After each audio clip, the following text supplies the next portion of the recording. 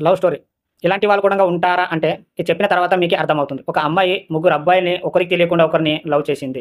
ఆళ్ళు ముగ్గురు అబ్బాయిలు నాకు లవ్ చేస్తుంది, నీకు లవ్ చేస్తుందని వాళ్ళు ముగ్గురు తిట్టుకుంటున్నారు. ఫోన్‌లోనే గొడవ పట్టుకుంటున్నారు. సో, నేనేం చెప్పినానంటే ఈళ్ళు ముగ్గురు సరే మీ ముగ్గురికి లవ్ చేసింది కదా! సరే ఫస్ట్ ఆమె ఫోన్ చేయి.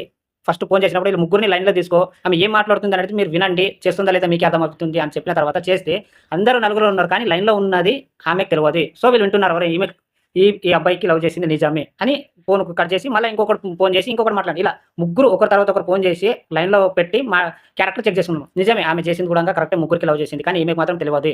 సో, ఇప్పుడేంటంటే వీళ్ళు ముగ్గురు తెలుసుకొని అరే! ఈమె క్యారెక్టర్ ఇంత గలీజ్‌గా ఉందేంట్రా అని వీళ్ళది మాట్లాడుకొని వాళ్ళిద్దరూ విడిపోయిర్రు. ఒక అబ్బాయి ఏం చేసి నేను కూడా గిడిచేస్తారా అని వాళ్ళకి చెప్పి ఇక మెల్లిమెల్లిగా లోలోనే ఇద్దరు లవ్ చేసుకుంటున్నారు. ఒకరు తెలవకుండా ఒకరికి. సో, తన క్యారెక్టర్ అట్లా ఉన్నా కూడా వాళ్ళిద్దరు ఇంకా తనకు కావాలనుకుంటే అలా చేసుకుంటున్నారు లవ్. కానీ నేనేమంటానంటే ఒకరికి తెలియకుండా ఒకరికి చేయడమే కష్టం. అలాంటిది ఒక అమ్మాయి ముగ్గురు తెలియకుండా అంటే వీళ్ళు గొడవ పడుతూ, గొడవ పడుతూ కొట్టుకుంటూ వాళ్ళ